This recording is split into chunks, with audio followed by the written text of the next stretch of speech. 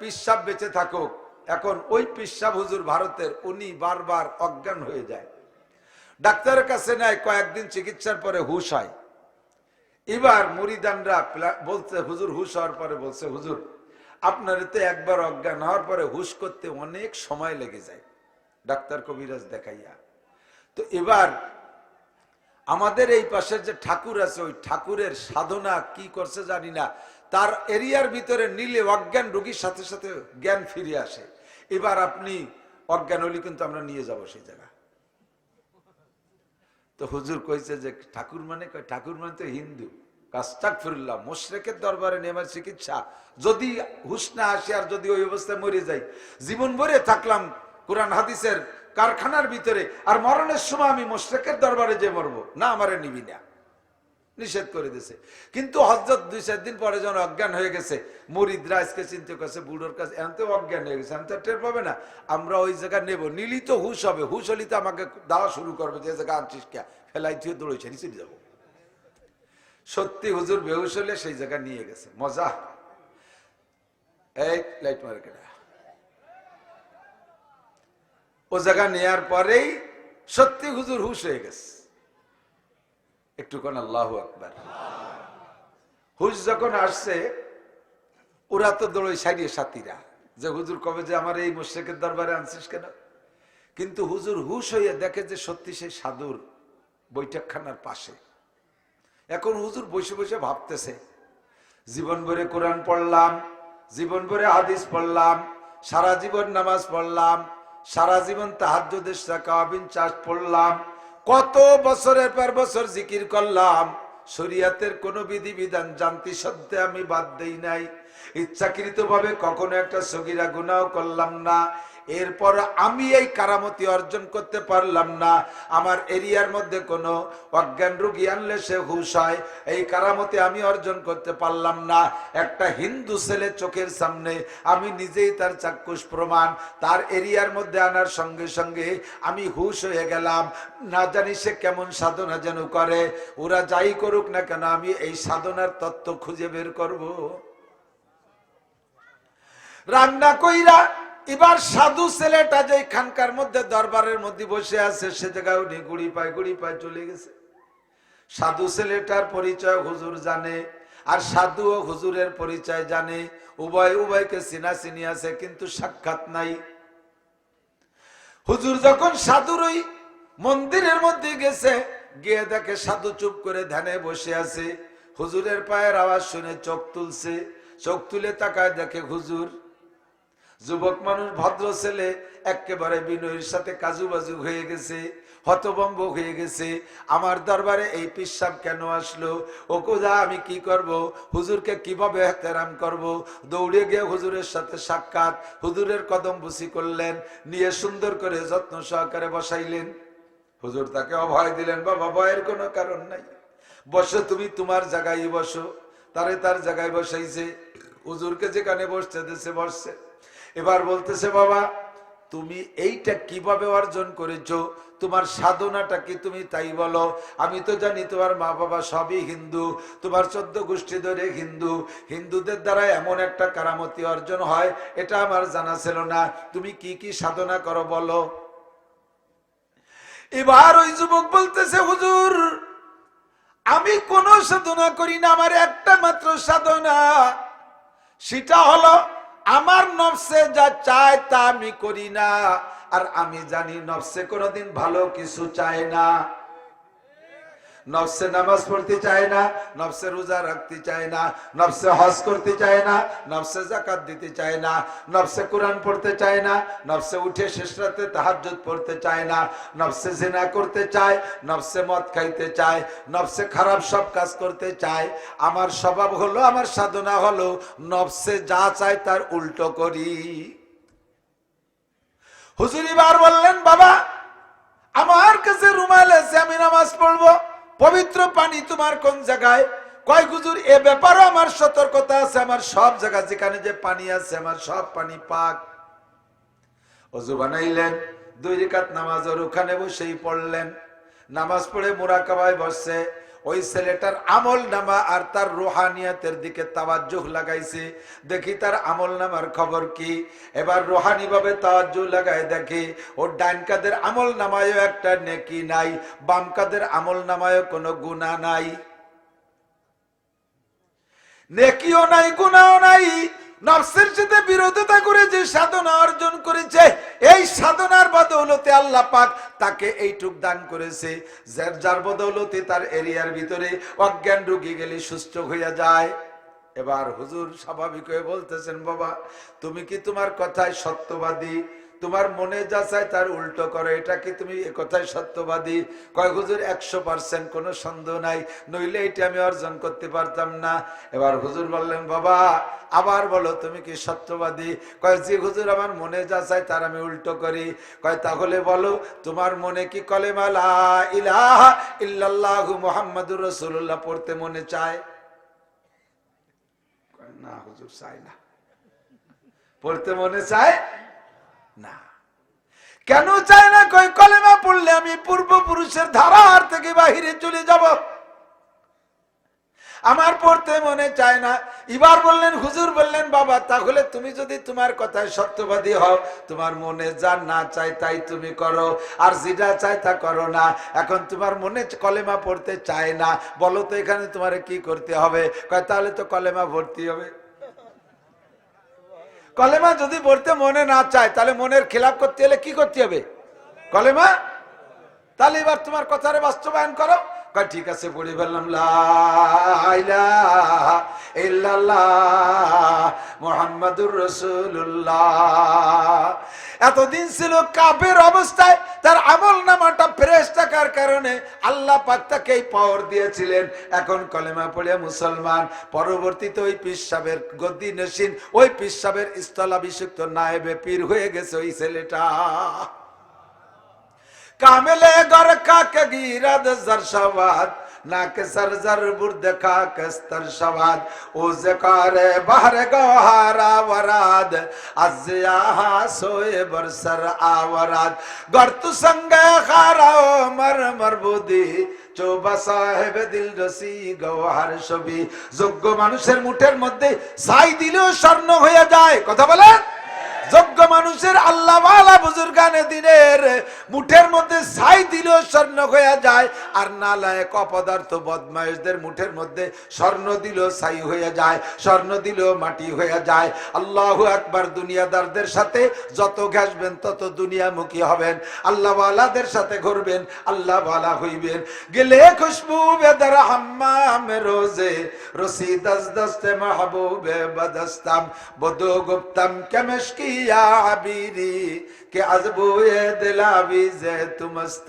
মুরব্বীরা আগে শেখ সাদি রহমতুল্লাহ আলাইহির কবিতা বাংলায় পড়েছেন, আমরা ফার্সিতে গুলিস্তার মধ্যে পড়েছি, উলামায়ে কিরাম সবাই জানে। তালবে আলিমরা খেয়াল করো, শেখ সাদি রহমতুল্লাহ আলাইহি বাথরুমে যাওয়ার সময় ওনার খাদেম ওনাকে 3টা ঢিলা দিছে, খাদেম 3টা ঢিলা দিছে ঢিলা ব্যবহার করার জন্য। উনি ঢিলা 3টে হাতে নিয়ে দেখে তার থেকে গোলাপ ফুলের ঘ্রাণ আসে। উনি বললেন, ও মাটি তুই কি গোলাপ, তুই কি আতর দান? আমার কবিতাটা বাংলায় মনে নাই, তুই কি গোলাপ, তুই কি আতর দান, এটুক ছিল তো নাকি? বলে তুমি কি গোলাপ না তুমি আতর দান, তোমার থেকে গোলাপের ঘ্রাণ আসে কেন?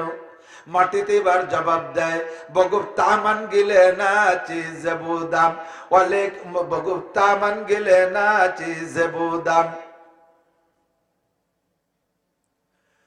গেলে খুশবু বেদার হাম্মামে রোজে, রসি দস দস্তে মাহবুবে বদস্তাম, বদু গুপ্তম কেমশকিয়া আবিরি, কে আজবুয়ে দিলাবি যে তুমস্তাম, বগুপ্তা মান গিলে না চিজ বুদাম, অলেকিন মুদ্দাতে বাগুল নেশাস্তাম। Thank you. জামালে জামালে হামনশি দরমান সরকার, अगर नामन हमा खा कम के हस्ताम। আল্লাহু আকবার। বলে আমি সাধারণ মাটি, অন্য মাটির চাইতে কোনো কারামতি নাই। দীর্ঘদিন আমি গোলাপ বাগানে ছিলাম, গোলাপের ফুলের ঘ্রাণ সুবাস বাতাসে আমার গা বেয়ে বেয়ে নিয়ে যাইতো। ওই ঘ্রাণ আমার গায়ে লাগার কারণে আমি মাটি গোলাপের ঘ্রাণ হয়ে গেছি। কন্যা সুবহানাল্লাহ।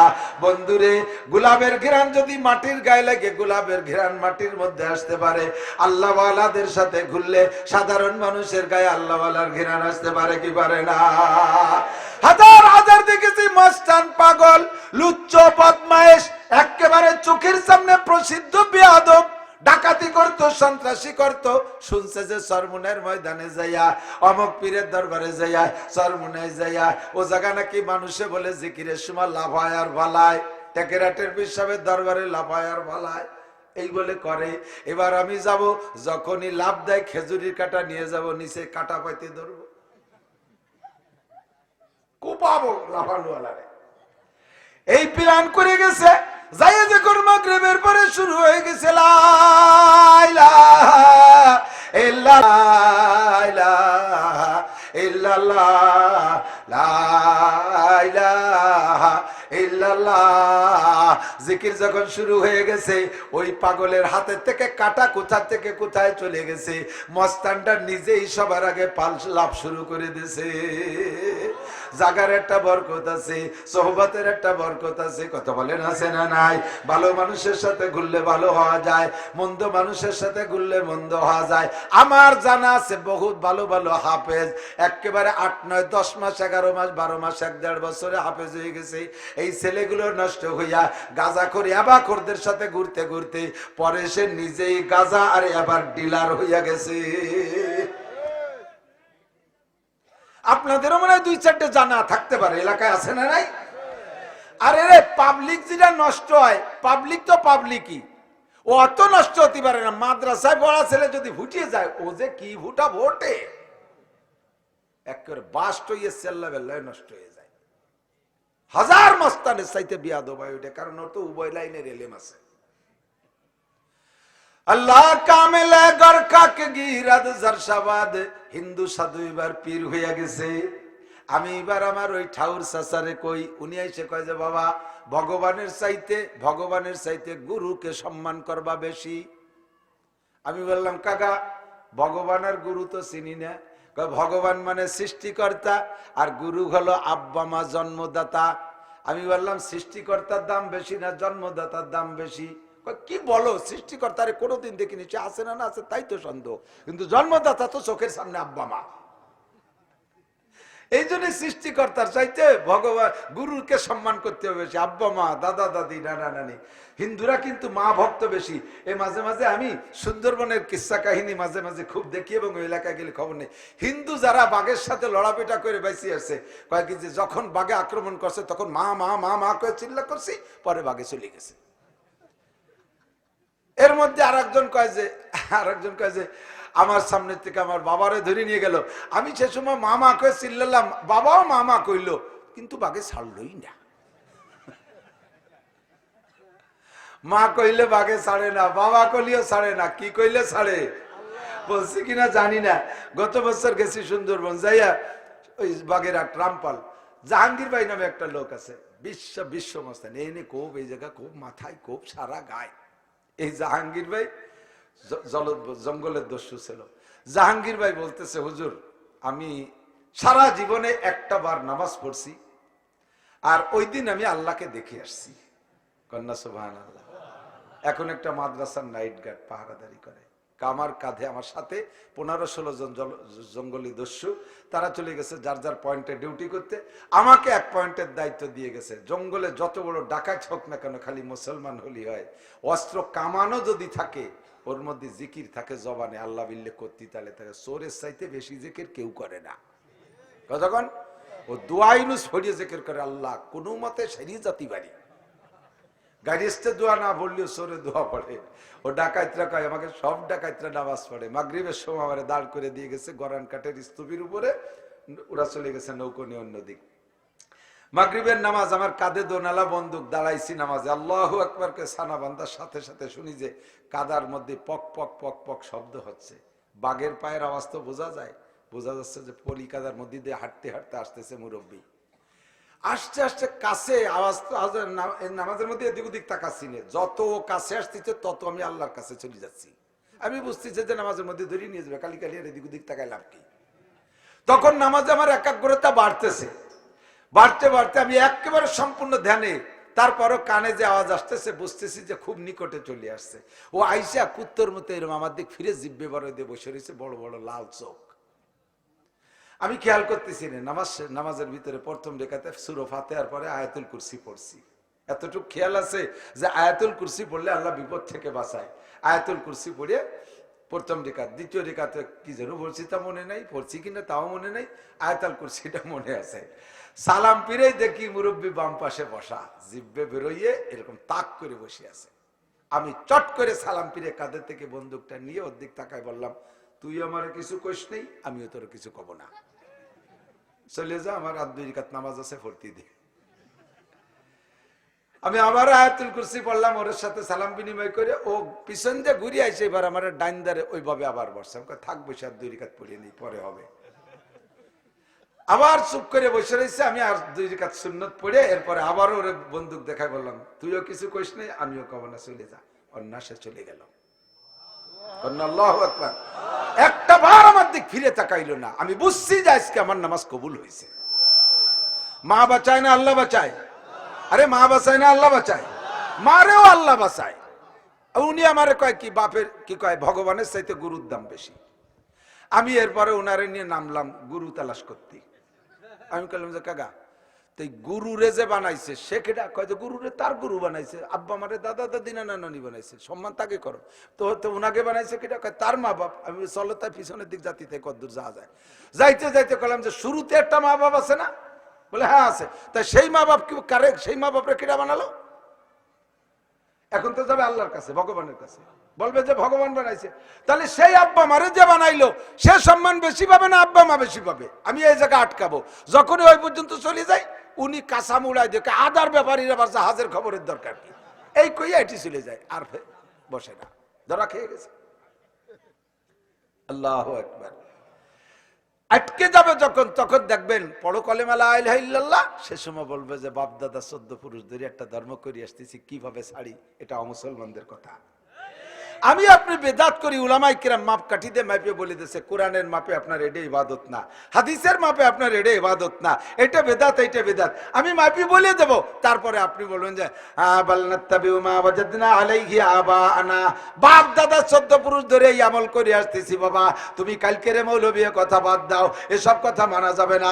আল্লাহ পাক বলেন আওয়ালাউ কানা শাইতানু ইয়াদউহুম ইলা আযাবিস সাইর। এই জাতীয় মানুষগুলোকে শয়তানের নাকে নিয়ে শিকল লাগাইয়া জান্নাতের প্রলোভন দিয়ে জাহান্নামের দিকে ডাকতেছে। যখনই আমার সামনে কোরআন আর হাদিস আসবে তখন পিছনে যা জানি আর না জানি সবকিছু বাদ, আমি কোরআন হাদিস থেকে আমল করব। কথা বলেন ঠিক কিনা? সামিনা ওয়া আতানা, শুনবো আর মানবো।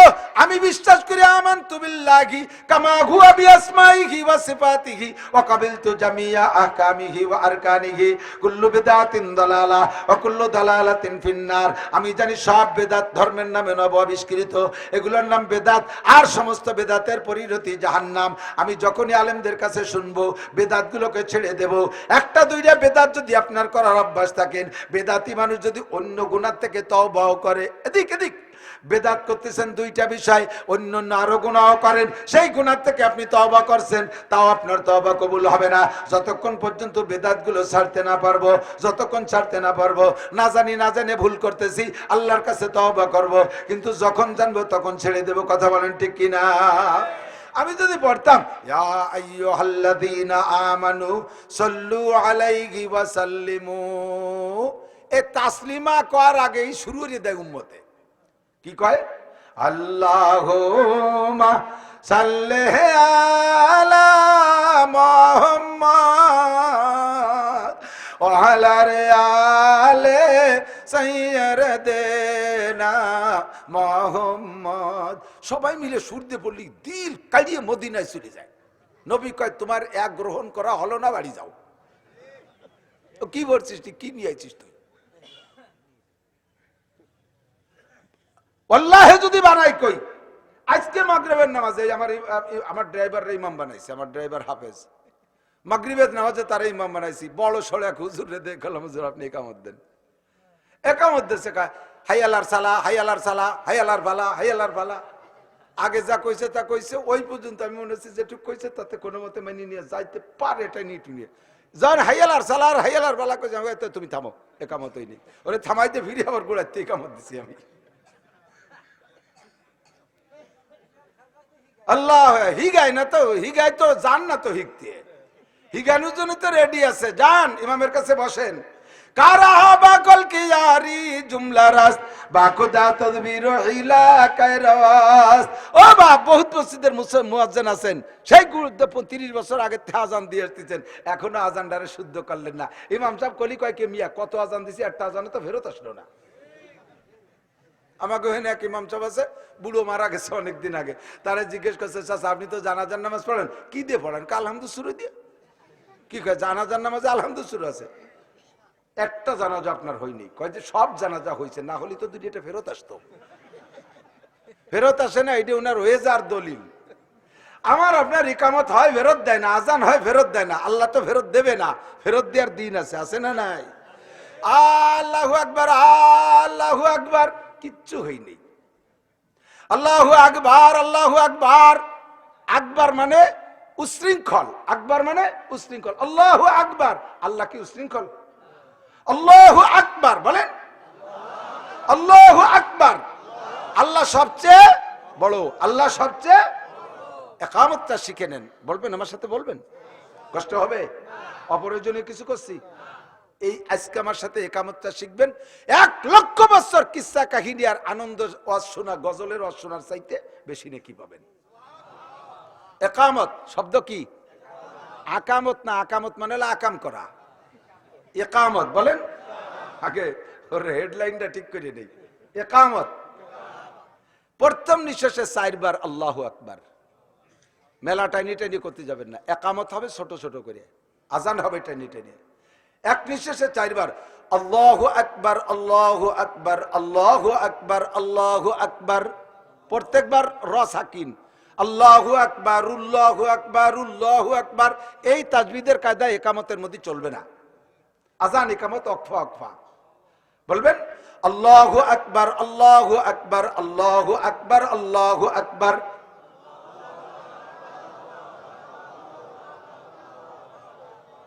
চারটি এক নিঃশ্বাসে, ঠিক আছে? এরপরে প্রত্যেক 2 এক এক নিঃশ্বাসে আশহাদু আল্লা ইলাহা ইল্লাল্লাহ, আশহাদু আল্লা ইলাহা ইল্লাল্লাহ।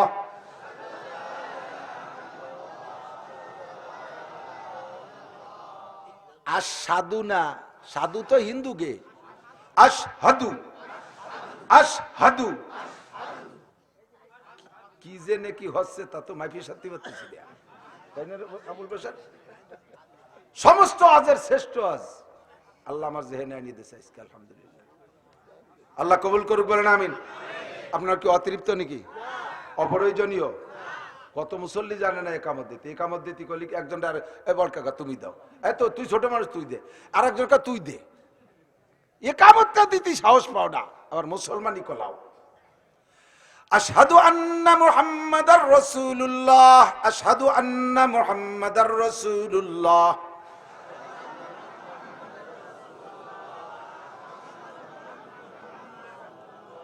এই হাইয়ালা সালাহ, হাইয়ালাল ফালাহ কত কমাতে 3 জনরে নিয়ে ভারী ঝামেলা। আরে হাইয়ালা সালাহ শোকায়, হাইয়া আলা সালাতে, হাইয়া আলা সালাহ, ছোট একটা নাচন দেয়। সালাতে হবে না, হাইয়া আলা সালাহ, হাইয়া আলা সালাহ, হাইয়া আলাল ফালাহ, হাইয়া আলাল ফালাহ। মাঝে হাই দিয়ে গাই দিয়ে যাবে না। হাইয়া আলাল ফালাহ, হাইয়া আলাল ফালাহ। বহুত শুনছি হাইয়া আলাল ফালাহ, হাইয়া আলাল, মাঝেটা হাই কয় কুটিয়ে রে। তালের 3 আঠির তো বড় বড় হয়, মাঝে মাঝে 2 আঠি বড়, একটা ছোট আঠি হয় না, এই তো মিক্সি আঠি কয় রে। এই মিক্সি আঠি একটা হাইয়ালার মধ্যে ঢুই দেয়, হাইয়ালাল ফালার মধ্যে মিক্সি আঠি নাই। কদ কামাতিস সালাতো, কদ কামাতিস, তাই নাকি? কদ কামাতিস সালাহ, কদ কামাতিস সালাহ। এক এক শেষে 2 দিনে, ঠিক আছে না? এবার শেষের 3 শব্দ এক নিঃশেষে আল্লাহু আকবার, আল্লাহু আকবার, লা ইলাহা ইল্লাল্লাহ।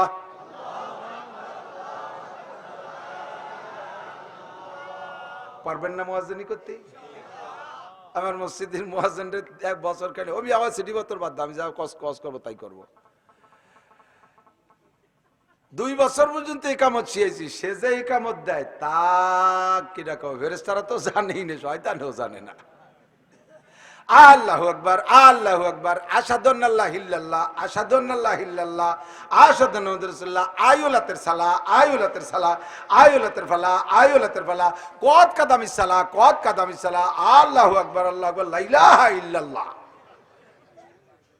আস্তাগফিরুল্লাহ, আস্তাগফিরুল্লাহ। আসসালাতু খায়রুম মিনান নাওম। এইটু কতি করছি তো আগে টুকটা শেখছেন, এটা শেষ রাত্রির ফজরের আজান দিতে হবে না? আজান দেওয়া লাগবে না? মুয়াজ্জিন নাই, আপনি চলে গেছেন, আজান দেবে কিনা? আপনি দেবেন। এই আসসালাতু খায়রুম মিনান নাওমি না, নাওমি শেষে মিমি মি ঠোঁট মেশবে না, খালি নাও। উনি কা আসসালাতু খায়রুম মিনান নাও, আমি তুমি আমলিক করো তাই বলে আজান মধ্যে নাও নিয়ে আইছো। আসসালাতু খায়রুম মিনান নাওম।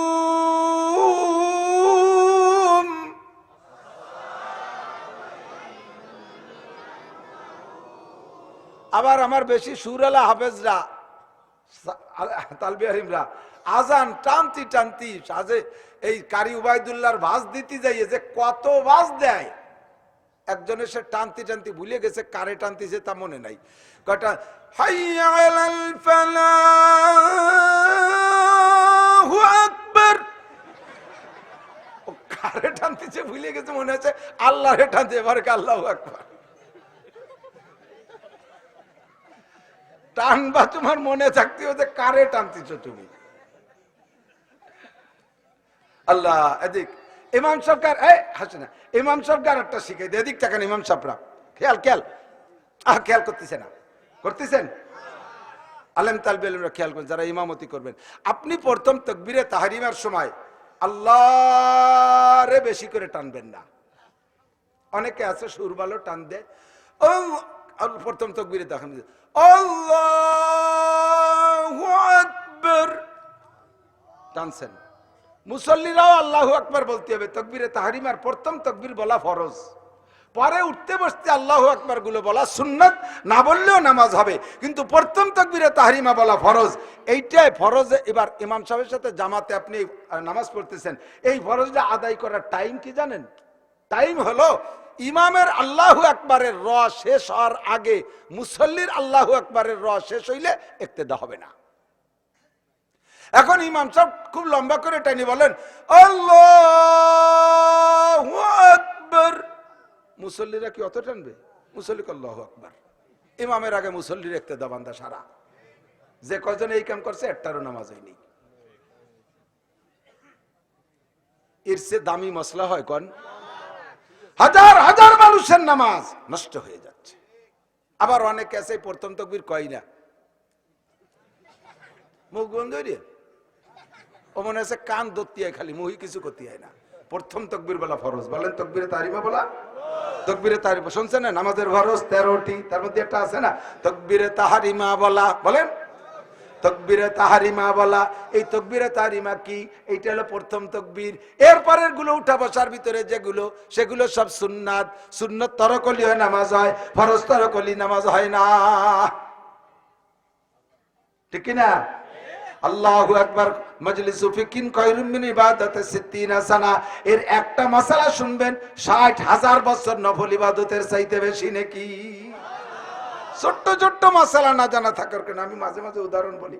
মোটরসাইকেল, এই বাস, ট্রাক, মোটরসাইকেল এসে বড় একখান ধরলাম, ট্রাক 10 চাকার ট্রাক, 20 চাকার ট্রাক, সব ঠিক আছে। ট্রাকের সামনের চাকা তো দুটিই থাকে, পিছনে জোড়া জোড়া থাকে, সামনে সিঙ্গেল চাকা থাকে।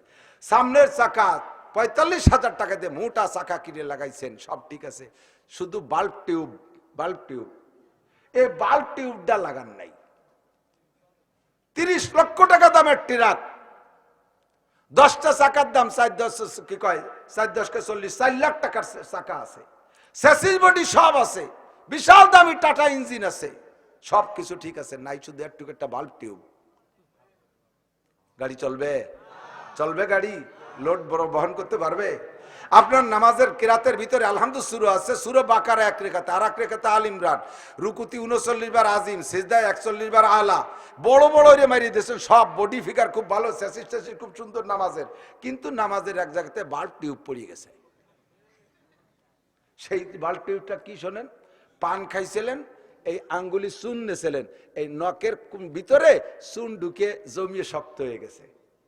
অজু বানাইছেন, ওই চুনির তলে পানি যায়নি, বাল্ব টিউব শেষ, নামাজ পড়ছেন ওই নেই। বাড়ি মহিলা রুটি বানানোর জন্য আটা সেনছে, এই কুচো মশলা ওয়াজের মধ্যে কেউ কয় না, আমি করছি, অসুবিধা হচ্ছে নাকি? মহিলারা আটা সেনছে, রাত্রে রুটি বানাবে, কারণ ওই আটা সেনার সময় নখের এই কেনিতে আটা ঢুকে শক্ত হয়ে শুকোয় গেছে।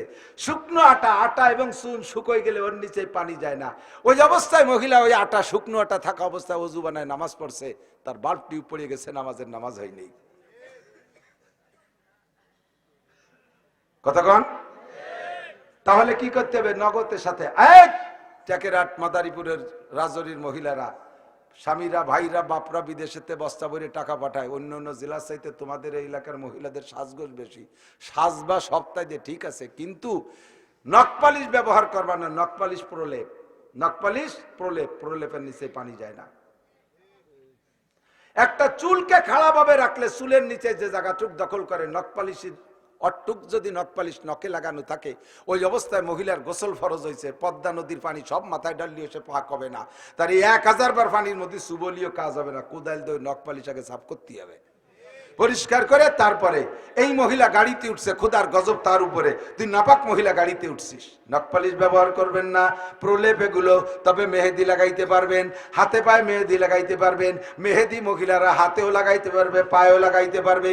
মসজিদের ইমাম সাহেব যদি হাতে পায়ে মেহেদি লাগায়, হাতে পায়ের নখে মেহেদি লাগায়, আহসানুল ফতোয়ার মধ্যে লাগছে ওই ইমামের পিছনে নামাজ পড়া মাকরুহে তাহরিমি।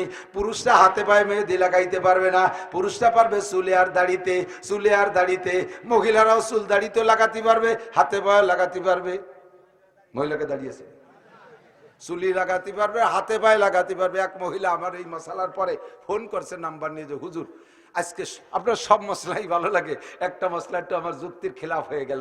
কি খিলাফ? আল্লাহ নবী যেই মেহেদি দাড়িতে লাগাইতেন, মাথায় লাগাইতেন, সেই মেহেদি আমরা সর্বোচ্চ ডান হাতে লাগাই, বাম হাতেও লাগানো ঠিক না, পায়েও লাগানো ঠিক না, এটা বেয়াদবি হবে না হুজুর? আমি বলি না, এটা তো আদবের মহাব্বত রাখা ঠিক আছে, কিন্তু শরীয়তের মাসলা যে জায়গা অনুমতি দিয়েছে সে জায়গা আপনার যুক্তি চলে না। একজন রাস্তায় দিয়ে আমার সাথে হাঁটতেছে, হাঁটতে হাঁটতে দিয়ে যে একটা ছাগল রশিদের এই রাস্তার এই পাশে খুঁটো গাড়া, ও ছাগল ওই রশি নিয়ে ওই পাশে চলে গেছে, খালের নিচে যে ওই পাশে ঘাস খাচ্ছে। কারণ আমার সাথে এই লোক, আমি তো ছাগলের রশি ডিঙ্গে চলে গেছি, ও সে ছাগলের রশি না ডিঙ্গেইয়া সেই ছাগল যে বসে সেই জায়গাতে নিচে দিয়ে কাটার মধ্যে দিয়ে ঘুরিয়ে গেছে, যাইয়া আমারে ছাইলি বেলায় দিচ্ছে। আলেম হয়েছেন খালি, আল্লাহ রসুলের মহাব্বত অন্তরে নাই, এসকে রসুল আপনাদের মধ্যে নাই। যেই ছাগলের রশি আল্লাহ নবী ঘাড়ে করে ঘুরছে, আর সেই রশি আপনি ডিঙ্গে গেলেন। ছাগলের নবী ছাগল ফলতো, রশি গাড়ি রাখতো, এই মহব্বতের ডিঙ্গেই নেই। আমি কথা, তুই দাড়ি রাখিস নাই কে? নবী দাড়ি রাখছে, তুই দাড়ি রাখিস নাই কে? আমি চিন্তা আটকাইছি, তো দাড়ি রাখি নাই কেন? এখন কয় কি, যেই দাড়ি আল্লাহ নবী রাখছে সেই দাড়ি আমার মতো মানুষের মুখে শোভা পায়? কত বড় দাতাল চিন্তা! যেই দাড়ি আল্লাহ নবী রাখছে ওই দাড়ি আমার মুখে মানায়, এই জন্য আমার পীর সাহেব দাড়ি রাখে না। দাড়ি ছাড়া পীর আছে না নাই? দাড়ি ছাড়া পীর আছে না নাই? দাড়ি ছাড়া আমার নবীও দাড়ি রাখছে। আরে পীর হইতে হলে দাড়ি লাগবে, দাড়ি ছাড়া কোনো পীরই হতে পারে না। দাড়ি ছাড়া শয়তানও অতি কষ্ট হয়। একজনকে জিজ্ঞেস করছি, তুই পরীক্ষাতে এবার কি করছিস? হুজুর গতবার পাস করছিলাম, এবার ফেলও করিনি। পাস করিস নাই, ফেলও করিস নাই, তার মানে কয় ফেল করতে তো কিছু পাওয়া লাগে, তাও পাইনি। দাড়ি ছাড়া আবার পীর হয় কি রে? দেশের জ্ঞানীগুলি শিক্ষিত মানুষ সেই জায়গাতে নাচো, বুদ্ধি বিবেক একেবারে শূন্যর কোঠায় চলে গেছে।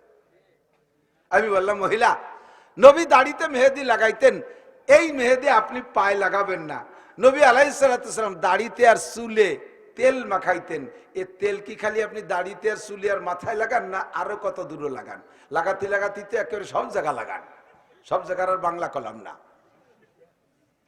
তো যেই তেল নবী মাথায় লাগাইতেন, দাড়িতে লাগাইতেন, সেই তেল তুমি পাততালে মালিশ করো, পাছায় মালিশ করো, আরো সব জায়গা মাখাও। সে সময় বয়ারে না, হ্যাঁ হ্যাঁ হুজুর এবার বুঝছি, জি হুজুর এবার বুঝছি, তাহলে ঠিক আছে লাগাও। মহিলাদের সাজে রং হবে প্রলেপ রং নয়, কাঁচা রং হবে, প্রলেপ রং নয়। মহিলাদের সাজ, মহিলাদের সাজা নিষেধ না, তবে সাইজে যাবা কোন জায়গায়? মাদারীপুরের মার্কেটে, রাজৌরির মার্কেটে, টেকেরাট বাজারে যাইবা। আল্লাহ কোরআনে বলে দিয়েছে মহিলা তুমি সাজলেও তোমার নেকি হবে। ওয়ালা ইউবদিনা যিনাতাকুন্না ইল্লা লিবুলাতিহিন্না, তোমার সাজটা কেউরে দেখাবা না, দেখাবা তোমার স্বামীরে। সাজারও সময় আছে। দিন ভরে যদি তুমি 3,500 5,000 টাকা দামের 20,000 টাকা দামের শাড়ি পইরা স্বর্ণ অলংকার গায়ে লাগাইয়া রং মাখায়া যদি তুমি সারাদিন সেজে থাকো, তাহলে তোমার উঠানে ধান ঘরে উঠাবে কে? তোমার রান্না বান্না কে করবে? উঠান লেপতে হবে কে লেপবে? থালবাটি মাছবে এটা কে মাইজা দেবে? কাজের মানুষ রাখতে হবে, কাজের মানুষ রাখবো। তাই তোমারে বিয়ে করে আনছি কে? কাজের মহিলা একটা মহিলা, তুমি একটা মহিলা, সে কি আর এক বাড়ির বউ না? সে কি কের মেয়ে না? তুমি জমিদারের বই হইছে বলে তোমার কাজ করে দিতে আর একজনের, নিজের কাজ নিজে করো, নিজের কাজ নিজে করো। সিদ্দিকা আয়েশা রাদিয়াল্লাহু তাআলা আনহার চাইতে দামি মহিলা জগতে কে আর আছে? কথা কয় না। আল্লাহর নবীর স্ত্রী সিদ্দিকা আকবর আবু বকরের মেয়ে। আল্লাহু আকবার। নবী নিজেই বলেন সারা দুনিয়ার সমস্ত খাদ্যের ভিতরে আরব দেশে একটা খাবার খায় সারিদ। সৌদি যারা থাকেন তারা জানবেন খাবারটার নাম হলো সারিদ। আরবের ভিতরে সবচাইতে শ্রেষ্ঠ খানা যেমন সারিদ, সারা দুনিয়ার সমস্ত মহিলাদের মধ্যে শ্রেষ্ঠ মহিলা আমার আয়েশা। নবী পাক বলেন শ্রেষ্ঠ মহিলা আমার আয়েশা। আয়েশা রাদিয়াল্লাহু তাআলা আনহার চাইতে শ্রেষ্ঠ মহিলা নাই। আয়েশা বলেন আমি নবীর নিজে হাতে আটা সেনছি, নিজে জাতা ঘুরে আটা তৈরি করেছি। খাদিজা বলেন আমি আটা জাতা ঘুরে আটা তৈরি করেছি। ফাতেমা রাদিয়াল্লাহু তাআলা জাতা ঘুরে আটা তৈরি করে। সে সময় গোলামবান্দি কিনতে পাওয়া যাইতো। যুদ্ধে বিজয়ী গোলামবান্দি এভাবে সাহাবায়ে কিরামদের ভিতরে বন্টন করে দিতেন। তারা যার যার মালিকের বাড়ি যে কাজ করত। ফাতেমা নবী পাকের কাছে প্রস্তাব পাঠাইলেন আয়েশার মাধ্যমে, ও মা আব্বাজানকে বলেন আমার চাকা ঘুরাইতে ঘুরাইতে খুব কষ্ট হয়, আমার হাতে ঠুলা পড়ে গেছে, এখন আমি কি করব? আব্বাজান রে বলেন একটা গোলাম অথবা বান্দি আমার জন্য ম্যানেজ করতে। নবী পাক আয়েশার মুখ থেকে কথা শুই না, এবার আয়েশার মাধ্যমে ফাতেমাকে ডেকে পাঠাইছে, ডাকো আমার ফাতেমাকে। ফাতেমাকে ডাকে ঘরের ভিতরে নিয়ে বলে মা তোমাকে এই গোলাম বান্দি দেওয়ার চাইতে দামি একটা জিনিস দেব, তা কি তুমি নিতে রাজি আছো? গোলামে যে কাজ করবে তার চেয়ে বেশি কাজ তোমার হবে, দেব সেই জিনিসটা। কয় বলে আব্বা দেন। কয় সেটা হলো 5 ওয়াক্ত নামাজের পরে, 5 ওয়াক্ত নামাজের পরে 33 বার সুবহানাল্লাহ, 33 বার আলহামদুলিল্লাহ, 33 বার আল্লাহু আকবার, অথবা 34 বার আল্লাহু আকবার। এরপরে লা ইলাহা ইল্লাল্লাহু ওয়াহদাহু লা শারীকা লাহু লাহুল মুলকু ওয়া লাহুল হামদু ওয়া হুয়া আলা কুল্লি শাইইন কাদির। এই দোয়াটা তুমি এইভাবে আমল করবা। সেই থেকে দোয়াটার নামই, তসবিহটার নামই হয়ে গেছে তসবিহ ফাতেমি। এই আমল করলে আল্লাহ তাআলা তোমার সব ব্যবস্থা করে দেবে, নেকিতে ভরে যাবে আমলনামা, তোমার সব ব্যবস্থা হয়ে যাইবে। তবুও নবী তাকে বান্ধি দিলেন না, চাকা নিজের চাকা নিজে ঘুরাইলেন। আয়েশা রাদিয়াল্লাহু তাআলা বলেন আমি আটা ছানতাম নবীর জন্য। ছোট মানুষ তো, আরে 9 বছর বয়সে নবীর স্ত্রী হিসেবে ঘরেই চলে গেছে, 18 বছর বয়সে বিধবা হয়ে গেছে। 9 বছর বয়স নবীর, 9 বছর টাইম নবী পাকের স্ত্রী হিসেবে ছিলেন। এই অল্প বয়সী মেয়েটা 9টা বছরে বলেন এই বয়সে কি হয়, এই বয়সে কি লেখাপড়া করতে পারে? 8, 9, 10 ম্যাট্রিক পাস করা পর্যন্তই তো মানুষের মেয়েদের 16-18 বছর বয়স হয়ে যায়। এই বয়সের ভিতরে সে কি অর্জন করেছে? আল্লাহু আকবার। সমস্ত সাহাবায়ে কিরাম আয়েশার কাছে, এলেমের কাছে দুর্বল ছিলেন। আব্বাজি আবু বকর রাদিয়াল্লাহু তাআলা আনহু রাষ্ট্র চালানোর ক্ষেত্রে মাসলায় ঠেকে গেলে আয়েশার কাছে যে বলতো মা এ ব্যাপারে নবী কিছু বলছে তোমার জানা আছে? খলিফাতুল মুসলিমিন ওমর ইবনে খাত্তাব রাদিয়াল্লাহু তাআলা আনহু রাষ্ট্র যখন আয়তন কত বড় হয়ে গেছে, 2,40,00,000 বর্গ মাইল, কন্যা সুবহানাল্লাহ। এত বড় দেশের রাজা হযরত ওমর আর সেকেন্ড খলিফা নবী পাকের সাথে 23টা বছর নবুয়তির সাথে সাথে রয়েছে। 40তম সাহাবী, ইসলামের শুরু দিক দিয়ে 40তম সাহাবী হযরত ওমর। যেই ওমরকে দেখলে শয়তান রাস্তা থেকে নেমে চলে যায়। যেই ওমর সম্পর্কে নবী বলে লাউকানা বাদি নবিয়্যান লাকানা বাদি নবিয়্যুন লাকানা ওমর। আমার পরে কেউ যদি নবী হতো তাহলে আমার ওমর হইতো নবী। এত বড় জলিলুল কদর সাহাবী হযরত ওমর। নবী পাক বলেন আমি মেরাজে যাইয়া হযরত ওমরের ঘর খান সর্বপ্রথম খাদিজার ঘর 2 নম্বর ঘর আমি ওমরের ঘর দেখে আসছি। কন্যা সুবহানাল্লাহ। 10 জন সাহাবা আমার সাথে প্রথম দিন জান্নাতে যাবে, তার ভিতরে 2 নম্বর জনের নাম হযরত ওমর।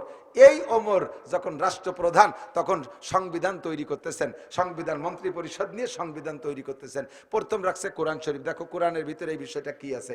কোরআনে পাইলে আর হাদিসের দিকে যাইতেন না, কোরআনে যদি না পাইতেন এবার হাদিসের দিকে। এই সাহাবা মুহাদ্দিস, একেবারে জলিলুল কদর মুহাদ্দিস সাহাবা আবু হুরায়রা, তারপর আব্দুল্লাহ ইবনে আব্বাস, তারপর আব্দুল্লাহ ইবনে মাসউদ, আব্দুর রহমান ইবনে আবু বকর, আব্দুল্লাহ ইবনে ওমর, এরকম জলিলুল কদর সাহাবা বড় বড়দেরকে নিয়ে বসায় রেখে সামনে ওমর উসমান তো উসমান আলী তো আছেই আছে, এনাদের উপস্থিতিতে কথা হবে না, নড়াচড়া হবে না।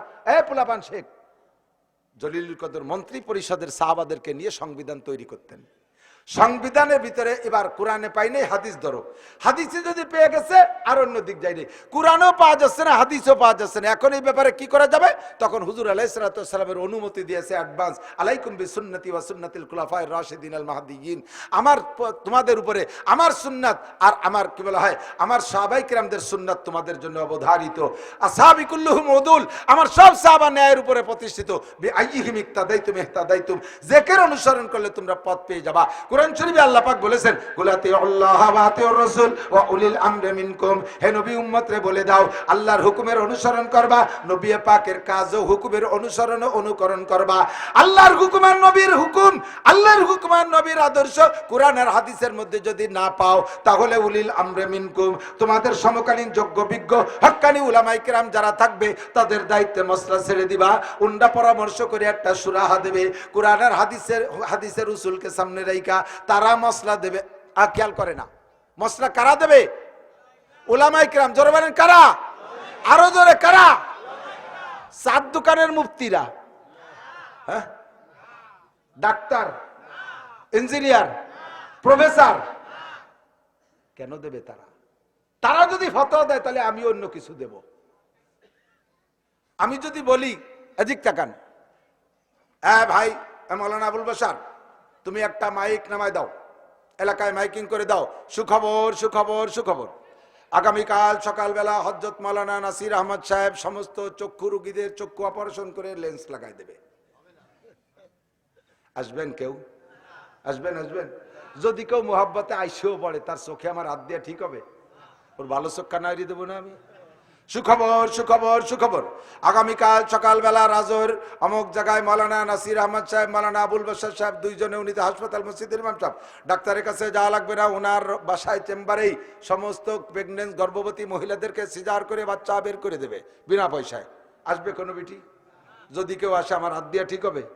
বাচ্চা হয়তো পোজ দিয়ে দাউকাশি দিয়ে পোজ দিয়ে টাইনি বের করলাম, নারী কাটতে যে ভাসাতে ভালো কিছু কাটি ফেলতে পারিনি, কারণ ও কাজের কাজই না আমি, আমার কাছে আসবেন না, আমার হাত দেওয়াও ঠিক হবে না। এইটা যদি হয় তাহলে ডাক্তার, ইঞ্জিনিয়ার, প্রফেসর, মাস্টার এরা কেন শরীয়তের ফতোয়া দেবে? চার দোকানের মুফতি বিড়ি খায়, পক পক করে বিড়ি খাচ্ছে, বিড়ির ধুমোর সাথে মশলা বেরোচ্ছে, শুক টাইম দেবে সাথে ওজুর মশলা ছাড়িয়ে দিচ্ছে। মশলা বলবে কে? উলামায়ে কিরাম। কে বলবে? আল্লাহই বলছে, আলেমরা বলবে। এবার হযরত ওমর রাদিয়াল্লাহু আনহু সাহাবায়ে কিরামদের মন্ত্রীদেরকে নিয়ে সংবিধান তৈরি করতেছেন। কোরআনে পাইছে সেটা হয়ে গেছে, হাদিসে পাইছে সেটা হয়ে গেছে, আলোচনা করতে করতে শিক্ষানীতি নিয়ে আসছে। এখন শিক্ষানীতি কি হবে? তো শিক্ষা নারী পুরুষরা কে কতটুকু শিখবে, হাদিস আর কোরআন দেখা হলো।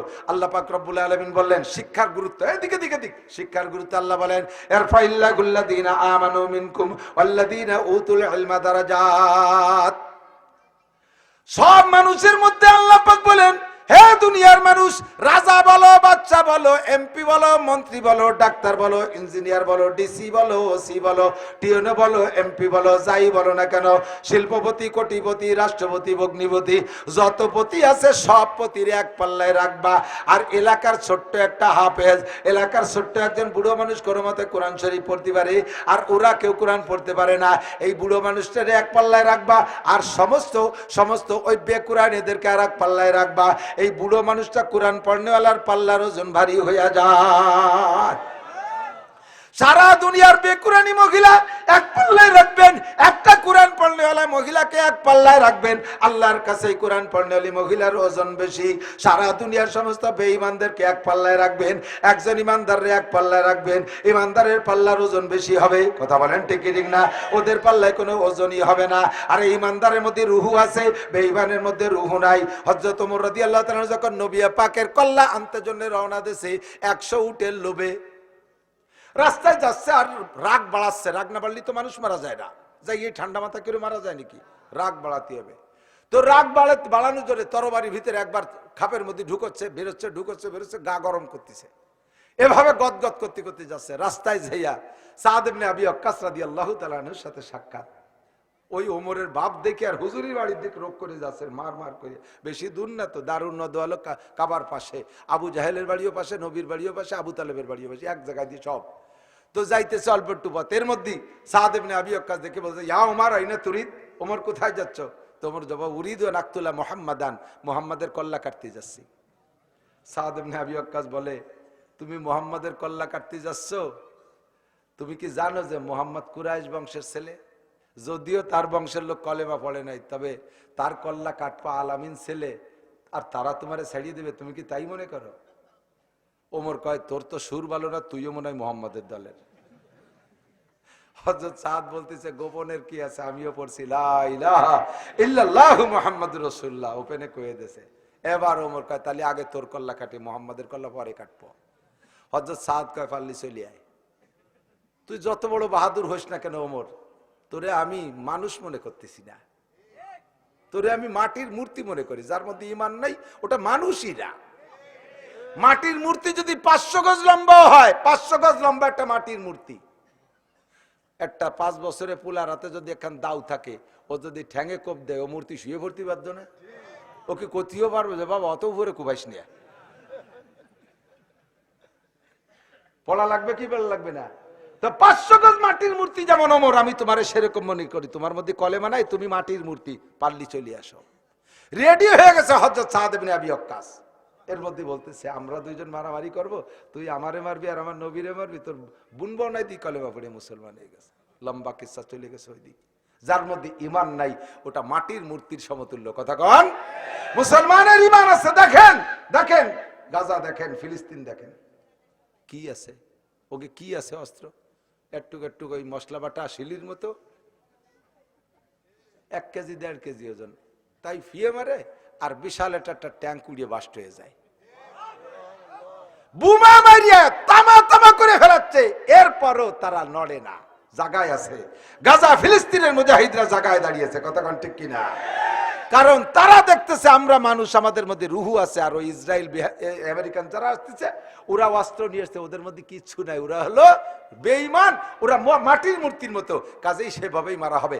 এখনো পর্যন্ত কিন্তু ইসরায়েলিরাও বলতে পারে নাই যে যুদ্ধ শুরু হওয়ার পরে গাজা ফিলিস্তিনের মুজাহিদ এই হামাস আর হিজবুল্লাহর হামাসের সৈন্যরে মারছি, এ কথা বলতে পারে না। বলে যে সাধারণ পাবলিক 8,000 10,000 20,000 মারছে। কিন্তু আর হামাসের মুজাহিদরা কি কয়, আমরা 60টা 70টা সব সৈন্য মারছি, আমরা কোনো পাবলিক মারি নাই। কথা কোন ঠিক না? মানবতা শিখে ছাড়িয়ে দিয়েছে, কিন্তু জানোয়ারের দল তো মানবতা শিখবে না। এরাও বন্দি করে রাখছে, তাদেরকে খাইতে দেয় নাই, গুলি খা রোগী চিকিৎসা করে নাই, গুলি শরীরের মধ্যে রেখে পচাচ্ছে, ক্যান্সার হয়ে মারা যাচ্ছে। আর গাজার মুসলমানরা ওদের যে কয়েকজনকে ধরে এনেছে, জামাই যত্নে পালছে, বেরোয় যাওয়ার পরে তারাই বলছে মানবতা যদি শিখতে হয় তাহলে গাজার মুসলমানের কাছ থেকে শিখতে হবে। আমাদেরকে যেভাবে রাখছেন বুঝতে পারি না যে সুড়ঙ্গ টানেলের মধ্যে রয়েছি, মনে হয় যেন আমরা কোনো উত্তম বাসায় রয়েছি। আমাদের চিকিৎসা দেশে প্রতিনিয়ত এসে আমাদের খবর নেছে।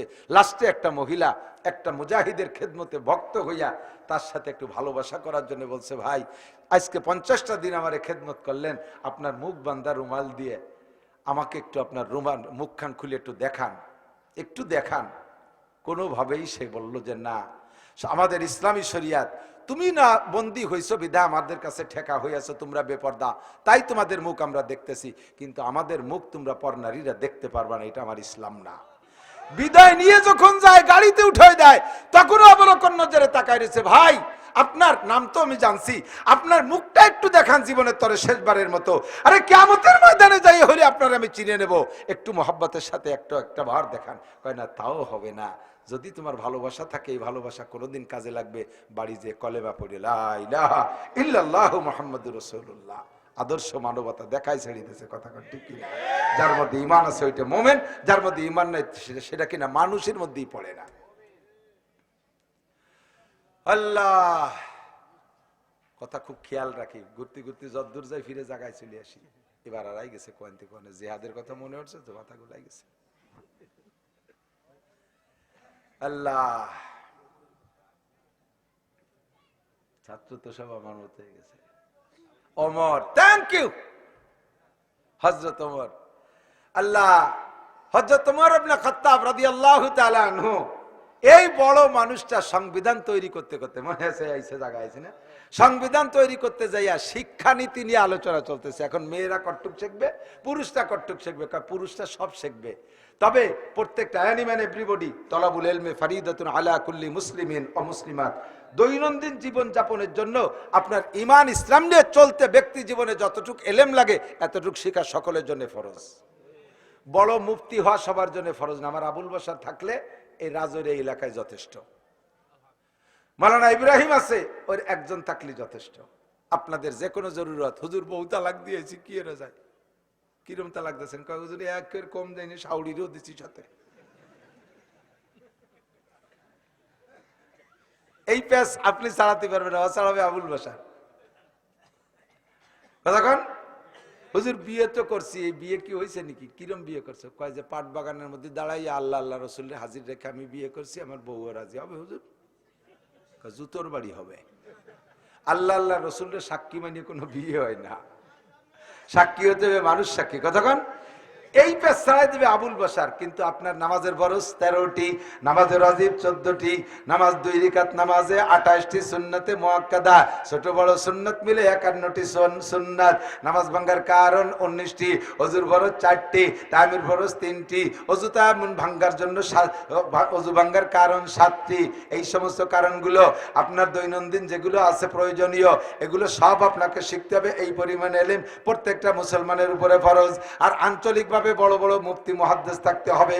এবার নারীরা কট্টুক লেখাপড়া শিখবে। এই নিয়ে শুরু হলো নারীদের শিক্ষানীতি। এবার খুঁজলো কোরআন শরীফের ভিতরে, নারীদের শিক্ষানীতির কোনো মাপকাঠি খুঁজে পাই নাই। এরপরে আসো হাদিসের মধ্যে, হাদিসের মধ্যে মুহাদ্দিস যারা আছে তারা কেউ খুঁজে পাই নাই। মুহাদ্দিস যারা আছে তারা কেউ বলতে পারতেছে না যে নারীরা কতটুক লেখাপড়া করবে। আইএ পাস না, বিএ পাস না, এমএ পাস না, ডাক্তার না, ইঞ্জিনিয়ার কতটুক লেখাপড়া শিখবে কেউ কইতে পারতেছে না। এবার কয় তাহলে এবার আমরা মশওয়ারা করে নিজেরা সিদ্ধান্ত নেই। হযরত ওমর বলেন না, আজকে সিদ্ধান্ত হবে না, কোরআনে পাই না, হাদিসে পাই না, মুহাদ্দিসরা কেউ কইতে পারো না। আমার একটা মুহাদ্দিস আছে, আমার লাস্ট মুহাদ্দিসের কাছে আমি শুনে নেই, ওই জায়গা যদি না পাই তারপরে নিজেরা গবেষণা করব। এবার রাত্রে চলে গেছে সংসদ ভেঙে দিয়া। রাতের বেলা উনার মাইয়া হাফসা রাদিয়াল্লাহু তাআলা আনহা, হযরত আয়েশার সতীন, নবী পাকের স্ত্রী হাফসাকে নিয়ে কয় মা চলো যাই একটু আয়েশার বাড়ি। দুই বাপ বিটি যাইয়া আয়েশারে সালাম দিছে, আসসালামু আলাইকা ইয়া উম্মাল মুমিনিন, ওমা কেমন আছেন আয়েশা? আলহামদুলিল্লাহ। আলাইকা আসসালাম ইয়া খলিফাতুল মুসলিমিন, বা ফমা বালুক, কি জন্য আসছেন খলিফাতুল মুসলিমিন? এবার হযরত ওমর বললেন আমরা শিক্ষানীতি, আমরা কিভাবে সংবিধান তৈরি করতেছি, শিক্ষানীতি যে আটকে গেছি মা, পুরুষের শিক্ষা কট্টুক হবে তা বলছি, নারীরা কট্টুক পড়বে এইটা জানি না। এ ব্যাপারে নবীর কোনো হাদিস তোমার জানা আছে? কোনো সাহাবাই জানে না, একজন সাহাবও কইতে পারে নাই, আবু হুরায়রাও পারে নাই, আব্দুল্লাহ ইবনে আব্বাসও পারে নাই, উসমান আলীও পারে নাই, ওমরও মনে জানে না। হযরত আয়েশা বলেন আমার মনে পড়ে নবী পাক একটা হাদিস বলছেন, আল্লাহর নবী একটা হাদিস বলছেন, হুজুর বলেছেন আল্লিমুহুন্না সূরাতান নূর ওয়ালা তুআল্লিমুহুন্নাল কিতাবাতা, আল্লিমুহুন্না সূরাতান নূর ওয়ালা তুআল্লিমুহুন্নাল কিতাবাতা। আমার মনে পড়ে নবী বলেছেন নারীদেরকে কোরআন শিক্ষা দাও, পর্দার আয়াত বেশি শিক্ষা দাও, বিশেষ করে সূরা নূরটা বেশি পড়াও, সূরা নূরের মধ্যে পর্দার আয়াত বেশি আসছে, এইটা নারীদেরকে পড়াও, নারীদেরকে পড়া শেখাও, কোরআন শেখাও, তাদের ব্যক্তি জীবনের গুলো শেখাও, তবে ওয়ালা তুআল্লিমুহুন্নাল কিতাবাতা, নারীদেরকে লেখা শেখাইও না। বলার সাথে সাথে এলাকার সংসদ সদস্য সহ আমাদের বাংলাদেশে যদি এই মসলা ছাড়িয়ে দেই তালি কয় যে এই যে আইছে আদিকালে হুজুরেরটা আইছে, আদিমকালের মূর্খ হুজুরেরটা আইছে। মেয়েদেরকে লেখাপড়া, মেয়েদেরকে লেখা না শিখলে পড়ার কি দাম আছে? আল্লাহু আকবার। সাহেবুল হাকিম সাহেবুল হিকমত কি বলা হয়, সাহেবে হিকমত, হিকমত ভালোই জানে। আল্লাহ হিকমত ওয়ালা, নবী হিকমত ওয়ালা কেন বললেন? এখন ভাবলে গবেষণা করলে বুঝে আসবে। এদিক তাকান, নারীরা যদি লেখা শেখে, এই নারীরা যদি লেখা শেখে তাহলে বড় বড় উচ্চ শিক্ষিত ডিগ্রি ধারণ করবে, অর্জন করবে। এক সময় আইসা মহিলারা এত সংখ্যায় বেশি হবে, তারা সংখ্যা গরিষ্ঠ হবে, পুরুষ সংখ্যা লঘু হবে। এখন তারা বড় বড় ডিগ্রি অর্জন করিয়া বড় বড় পদগুলো সব তারা দখল করে বসবে। মাস্টার, ডাক্তার, ইঞ্জিনিয়ার, সেনাবাহিনী, পুলিশ, র্যাব, কোবরা, সেটেলমেন্ট, জজ, ম্যাজিস্ট্রেট, উকিল, মুক্তার, সব মহিলারা শিক্ষিত পুলাগুলো সব বেকার হয়ে ঘুরে বেড়াচ্ছে। সব পজিশন গুলো মহিলারা দখল করছে। কথা কোন ঠিক কি ঠিক না? সব চাকরিগুলো মহিলারা দখল করছে।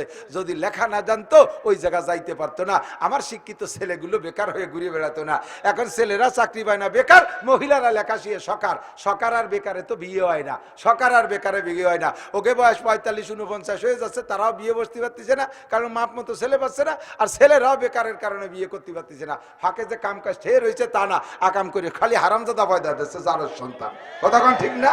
নবী এই হিকমত মাথায় রেখে কইছে, বিটিকে লিখতে দিস না, বিটিকে লেখা শিখিস না। আল্লাহু আকবার। বললে তো কয় আনকালচার মৌলবী, বিয়ে দেবো বয়স কি? কয় যে মেয়েদের বিয়ের বয়স একটা ধার্য করেন। হযরত আয়েশা রাদিয়াল্লাহু তাআলা মিশকাত শরীফের মধ্যে হাদিস আসছে, অফি তাওরাতে মাকতুবুন, তাওরাতের মধ্যে আয়াত হিসেবে ছিল, কিন্তু কোরআন শরীফের মধ্যে আয়াত হিসেবে আসে নাই। কোরআন শরীফে আয়াত আসে নাই, আমি তাওরাত থেকে, নবী বলেন, আমি তাওরাত থেকে সংগ্রহ কইরা তোমাদের জন্য হাদিস হিসেবে রেখে গেলাম। মান বালাগাত ইবনাতুহু ইসনাতাই আশারাতা সানাতান ওয়া লাম ইউযাওবিজহা ফা আসাবাত ইসমান ফা ইসমুহা লা বিহি। কইলেই সরকার আবার অ্যারেস্ট করবে। কুড়িতে বুড়ি নাই, 20-এর আগে বিয়ে নয়। সুবহানাল্লাহ। মাঝে যেটুক জিনা হবে সব তোমাকে আমল নামায় জমা হবে। হুজুর আমার বলেন, মামবালাগাত ইবনাতুহু ইসনাতাই আশারাতা সানাতান, বেশিরভাগ বডির সাথে অনেক কিছু সম্পর্ক। অনেক ফ্যামিলিতে আছে 16-18 বছর বয়সে মায়েরা ছোটখাটো থাকে, তারা সাবালেগ হয় না। অনেক ফ্যামিলিতে আছে 8-9-10 বছরে এক টল করে লম্বা হয়ে সাবালেগ হয়ে যায়, ঠিক না? এই জন্যই হুজুর মাঝের একটা বয়স বলছেন।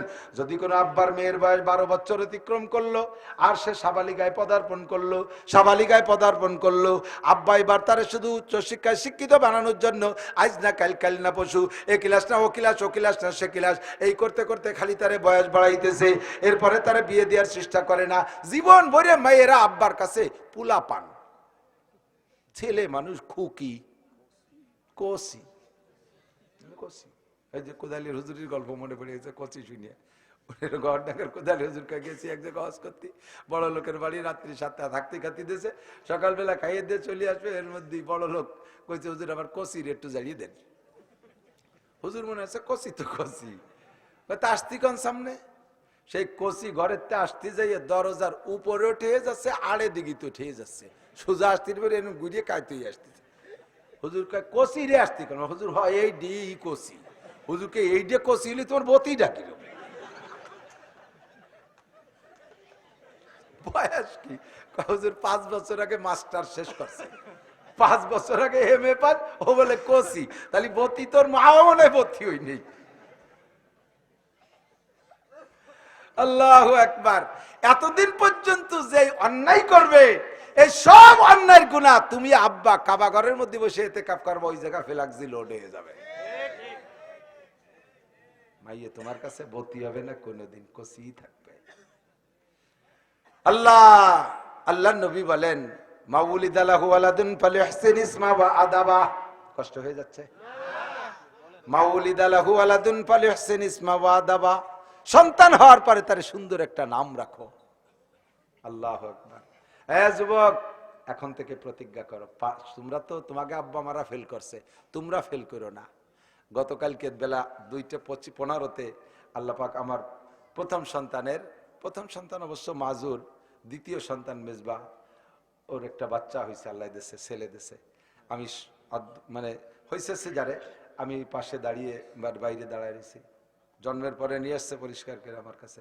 আমার ছেলে মেসবাহ হাফেজ, তার কোলে, আর আমি তার বাপ, অর্থাৎ বাচ্চার দাদা, আমি নিজেই আজান দিছি আমার দাদার কানে, আমার দাদার বাম কানে আমি কামত শোনাইছি, আমি নিজেই খেজুর চাবাইয়া সেই খেজুর আমি একটু খাইয়া তার গালে আমি খেজুর খাইছি, তাহনিক সুন্নত আমল করাইছি। জন্মের সময় যার এই টেকেরাটের পিসা হুজুর বলতেন এই ছন্দ, জন্মের সময় যার বিসমিল্লাতে ভুল, ও ছেলে নবীর সারা করে না কবুল। ওই জামানায় ওনার ওয়াজ যারা শুনছেন কোন এই হুজুর এই কইতে না, মনে আছে? মনে আছে?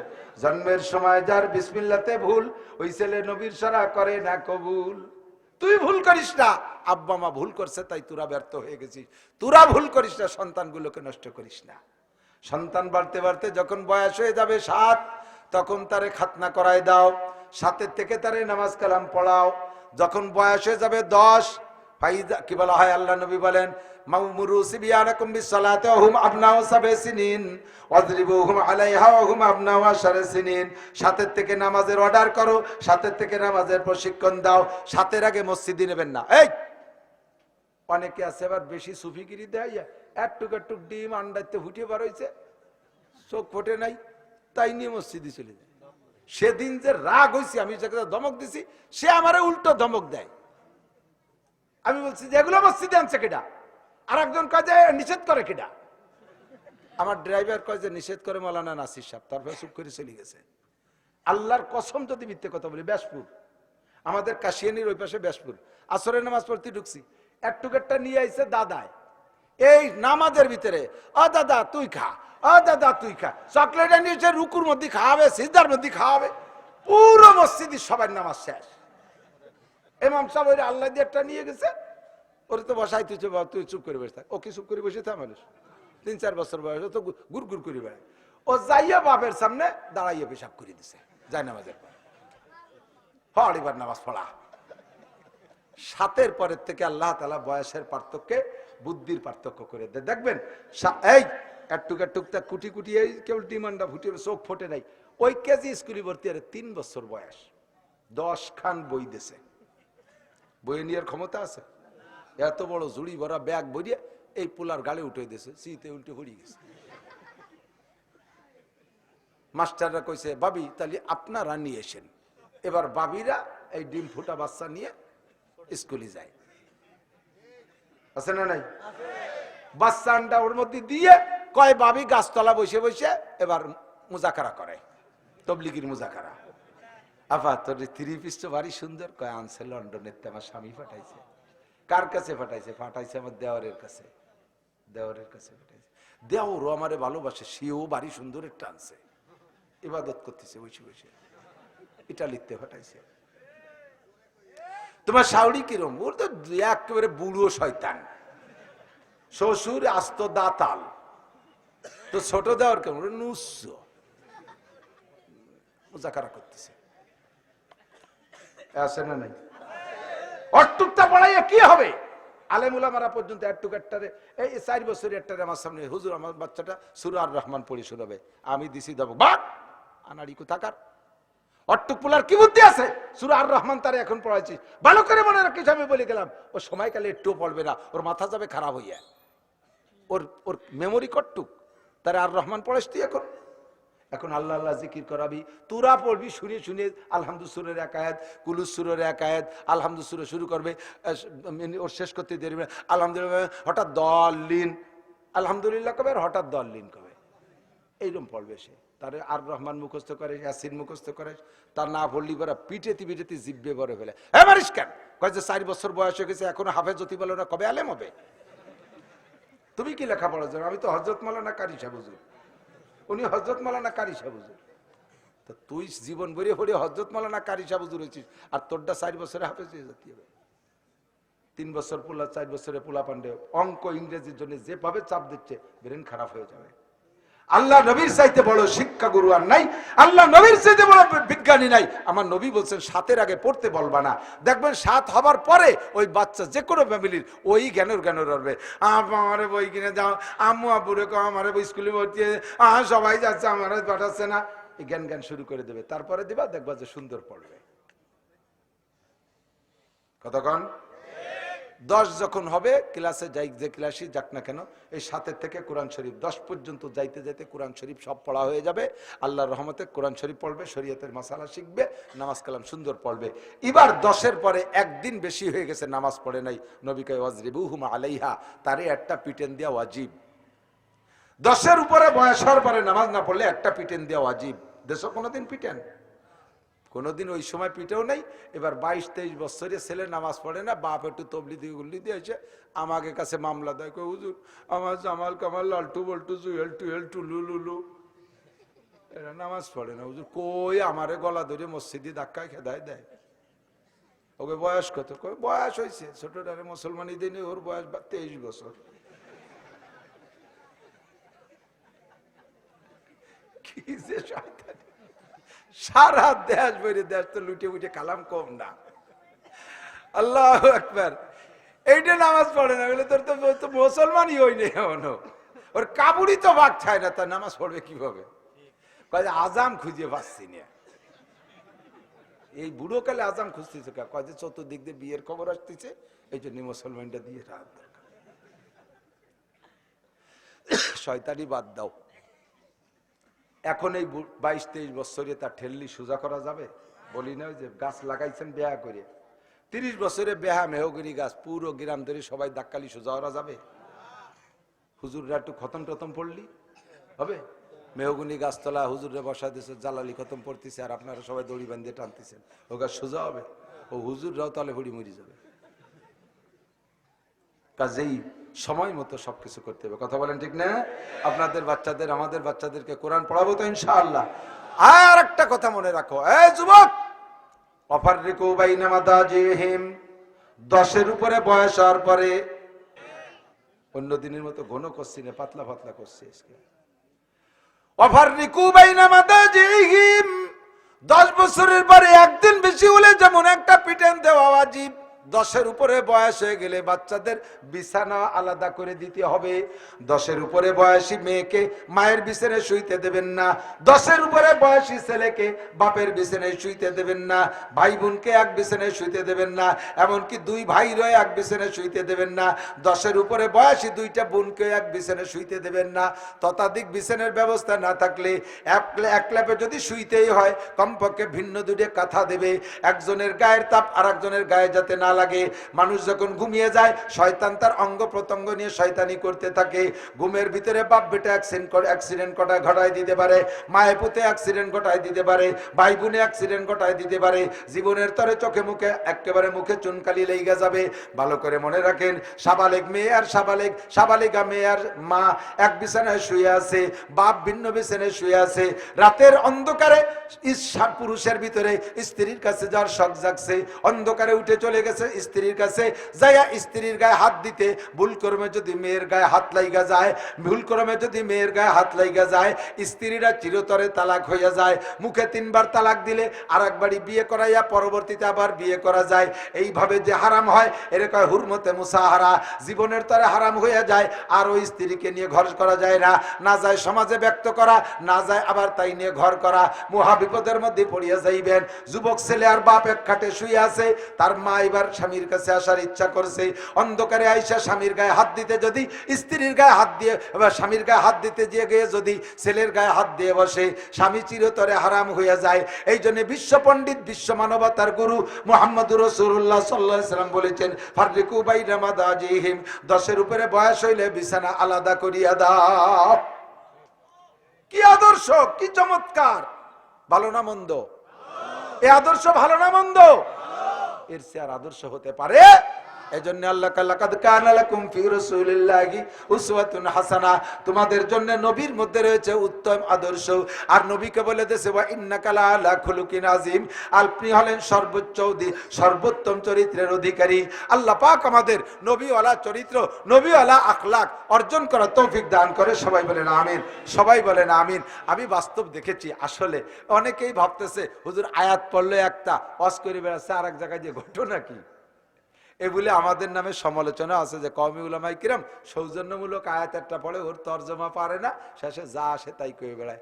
বহুত পারি, আজ 30 বছর তরজমা পড়াই, তফসিরে জালালাইন পড়াই, হাদিসের ভিতরে কিতাবুত তফসির বুখারীতে পড়াই। আল্লাহর রহমতে কোরআন শরীফে সব জায়গার তর্জমা পারি।